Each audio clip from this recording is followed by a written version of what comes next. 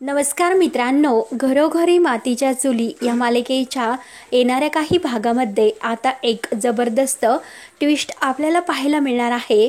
तर त्यामध्ये मित्रांनो आता असं होणार आहे की जानकी आणि ऋषिकेश या दोघांना समजलेलं आहे की नाना हे मुळशीतच आहे आणि आता ऐश्वर्यालाही समजलेलं आहे की नाना मुळशीमध्ये म्हणजे आपल्या घरातच आहे।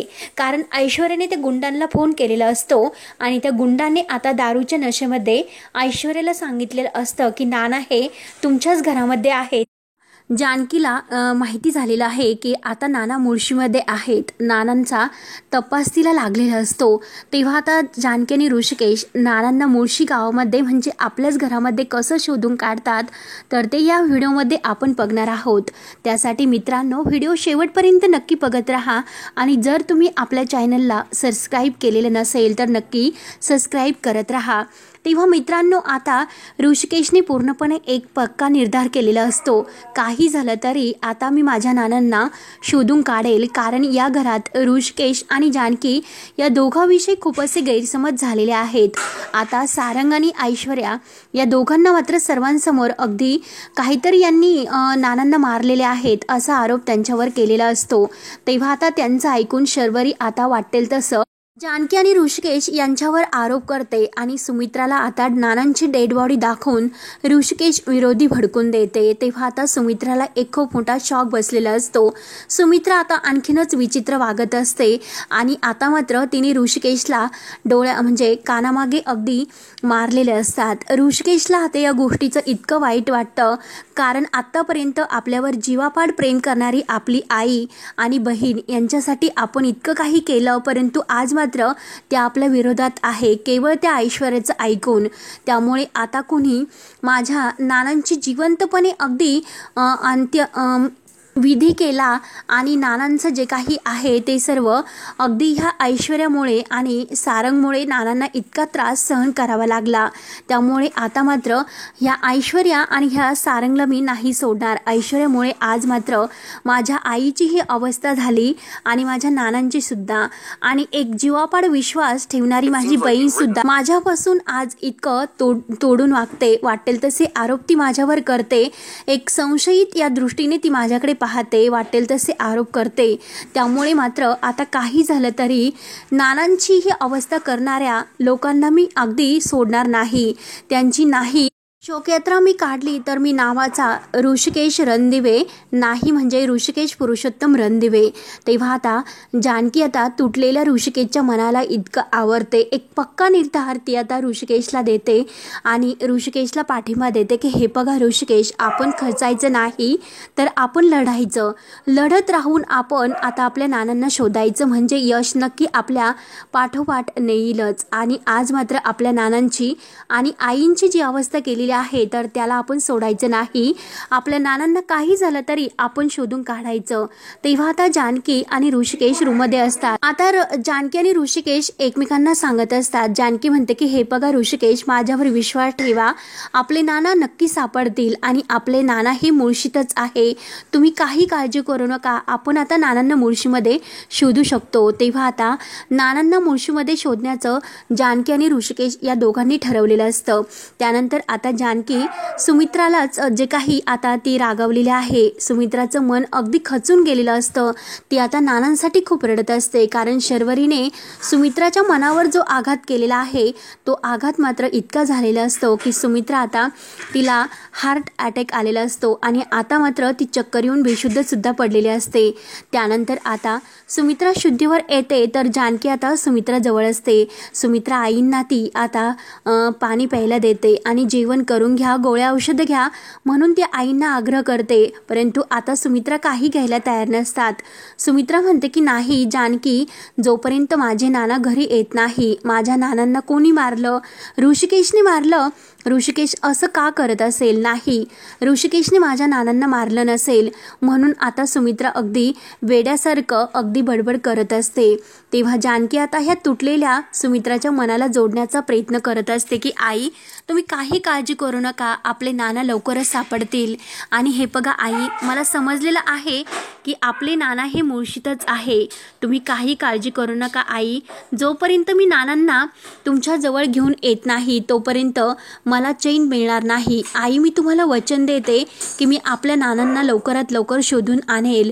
आणि जोपर्यंत मी नानांना शोधत नाही तोपर्यंत आता मात्र काही चैन बसणार नाही. तेव्हा आता जानकीने पूर्ण निर्धार केलेला असतो. परंतु आता जानकी आणि सुमित्राचे हे बोलणे ऐश्वर्या ऐकते आणि ऐश्वर्याच्या लक्षात येते, म्हणजे आता जानकीला या सर्वाचा क्ल्यू मिळालेला आहे आणि जानकीला माहिती आहे की नाना ही मुळशीमध्ये आहे.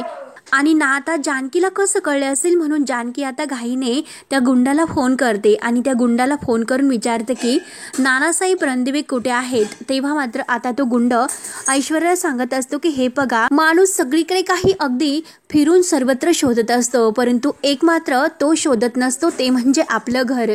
आणि आपल्या घरातच आता नाना लपून ठेवलेले आहेत, म्हणजे नाना हे नक्की आउट हाऊसमध्ये आहे हे मात्र आता ऐश्वर्याला समजलेले असते. तेव्हा मात्र आता ऐश्वर्या ठरवते की ह्या जानकी आणि ऋषिकेश या दोघांना काहीतरी असं कारस्थान करून इकडे अडकावं लागेल, म्हणजे आता नक्की सुमित्रावर काहीतरी आता आपला दुसरा प्लॅन आपल्याला वर्क करावा लागेल.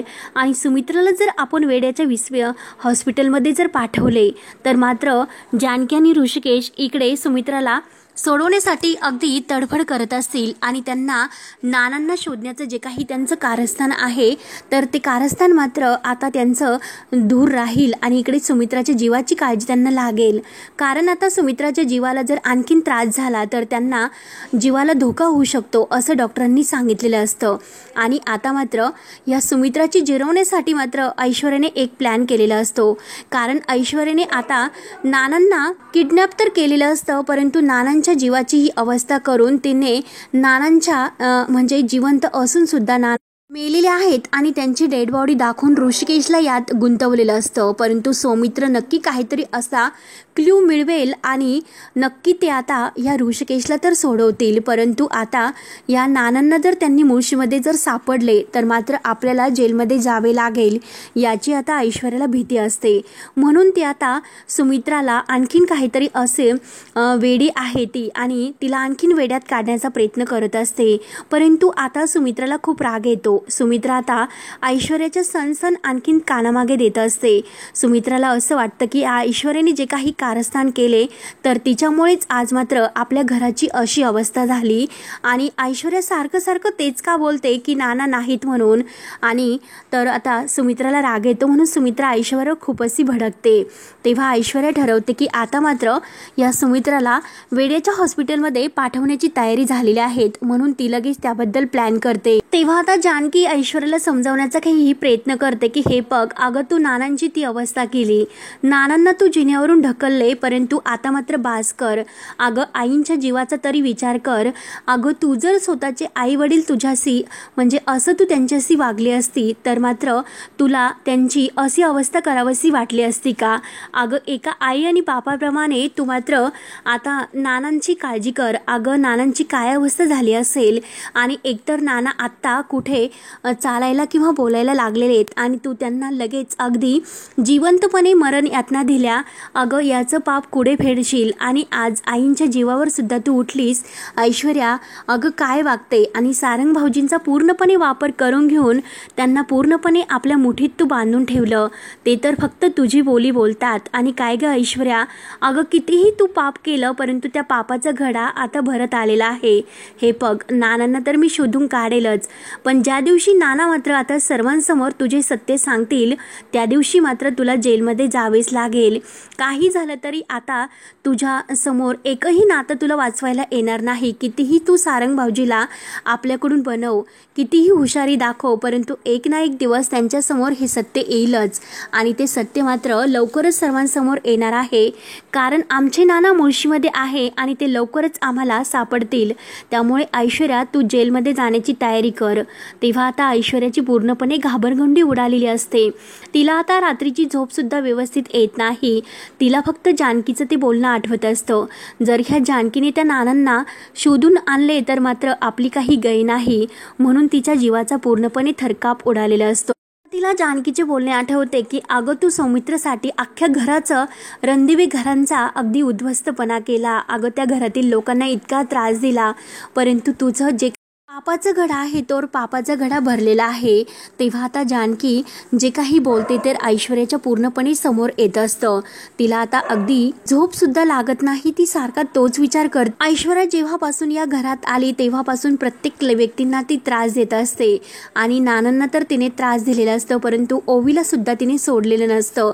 जानकी आणि ऋषिकेश या दोघांना अगदी वनवासासारखा वनवास तिने भोगायला लावलेलं असतं. परंतु आज मात्र जानकी तिला एक खंबीरपणे उत्तर देणार असते, कारण आपले नानांना शोधून ती घरी घेऊन येणार असते. ऋषिकेशला इतकं वाईट वाटतं की ऋषिकेश म्हणतो की आपली बहीण सुद्धा त्या ऐश्वर्याची बोली बोलते. सारंग तर तिच्या बाजूने झाला, परंतु जानकी अगं ह्या शर्वरीवर सुद्धा तिने काय अशी जादू केली. शर्वरी सुद्धा किती बदलली.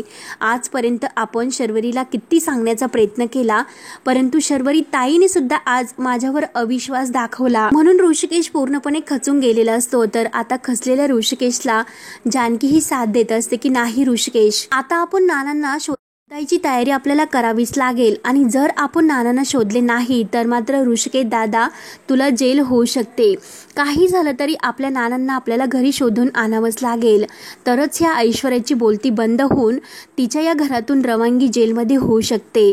तेव्हा आता अवंतिका म्हणते की हे बघा ऋषिकेश दादा, आपण मुळशीमध्ये सगळं काही पालतं घालूयात आणि आपल्या नानांना शोधूयात. तेव्हा मात्र आता ऐश्वर्याने जानकीचं ते बोलणं ऐकल्यानंतर जानकी लगेच सयाजीला फोन करते आणि सयाजीला सांगत असते की हे बघा डॅडा, आपण आता त्या म्हाताऱ्याला येथून हलवायला हवं, कारण त्या जानकीला तो नानासाहेब रणदिवे कुठे आहे तर त्याचा पत्ता कळलेला आहे.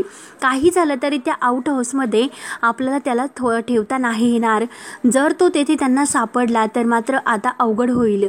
तेव्हा मात्र आता ऐश्वर्या ही डॅडाशी बोलत असते आणि आता जानकीने मात्र ऐश्वर्याचं हे सगळं काही बोलणं चोरून ऐकलेलं असतं. म्हणजे आता आपल्याला नानांना शोधण्यासाठी आता ऐश्वर्याचं जे काही बोलणं आहे ते पूर्णपणे लक्षात घ्यावं लागेल.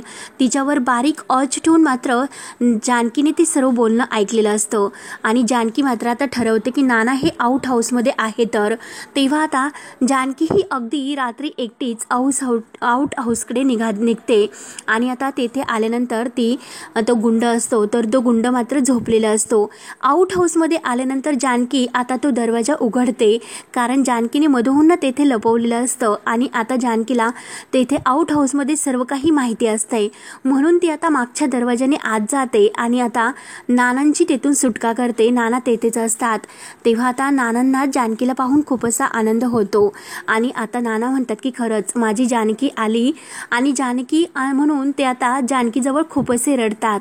तेव्हा जानकी म्हणते की नाना काही काळजी करू नका, आता तुम्ही सुखरूप आहात आणि या ऐश्वर्याने जे काही कारस्थान केले, अहो नाना तुम्ही तर अगदी म्हणजे तुमची डेड बॉडी दाखवली आणि तुम्ही मेलेले आहात, म्हणून तुम्हाला जिवंतपणे आता ह्या ऐश्वर्याने मारण्याचा प्रयत्न केला. त्या ऐश्वर्याला आता आपण सोडायचं नाही. तेव्हा आता नाना म्हणतात की जानकी अगं किती दिवसापासून मी इथून सुटण्याचा प्रयत्न करतोय, परंतु ते गुंड मला पकडतात. अगं काय अवस्था त्यांनी माझी करून ठेवली. नानांची ती अवस्था पाहून जानकीला खूप असं रडायला येतं, कारण नानांना अन्न पाणी न देता काहीच न देता नानांना उपाशी ठेवलेलं असतं. त्यामुळे जानकीला इतकं वाईट वाटतं. जानकी म्हणते की ऐश्वर्या जे काही केलं ना त्या प्रत्येक गोष्टीचा मात्र मी ते आता ऐश्वर्याकडून घेणार आहे. ऐश्वर्याला असं सोडणार नाही. जितकं नानांना तिने त्रास दिला तितकं मात्र मी तिला त्रास देणार आहे. त्यामुळे काही झाले तरी मात्र आता ऐश्वर्याला सोडायचं नाही. आता जानकीने पूर्णपणे निर्धार केलेला असतो. त्यानंतर आता इकडे ऐश्वर्या एक प्लॅन करते. ऐश्वर्याला असं वाटत असतं की आता ही सुमित्रा या घरामध्ये नकोय आणि ही सुमित्रा जर येथून घर सोडून गेली तर मात्र आता आपलं जे काही सारंगच्या नावावर प्रॉपर्टी एकच एकही त्यांनी पैसा वगैरे ठेवलेला नाही, त्यामुळे काही झालं तरी मात्र आता सारंगच्या नावावरची प्रॉपर्टी, पैसा सगळं काही आपल्याला हिसकावून घ्यावं लागेल. जर ही म्हातारी तिकडे वेड्याच्या हॉस्पिटलमध्ये जर गेली तर आता ही सहज अगदी होऊ शकतं. आणि ह्या प्रत्येकाला एक एक करून मात्र मी या घराच्या बाहेर काढेल आणि परत या घराची मालकीण मी होईल, असं ऐश्वर्याचं स्वप्न पाहत असते. कारण आता ऐश्वर्याचं जे काही बोलणं आहे तर ते मात्र सुमित्रा सुद्धा ऐकते आणि सुमित्राला आता ऐश्वर्याबद्दल सर्व काही समजतं. कारण आता जानकीने ऐकून ती नानांना सोडवण्यासाठी गेलेली असते, परंतु आता सुमित्राने सुद्धा ऐकलेलं असतं.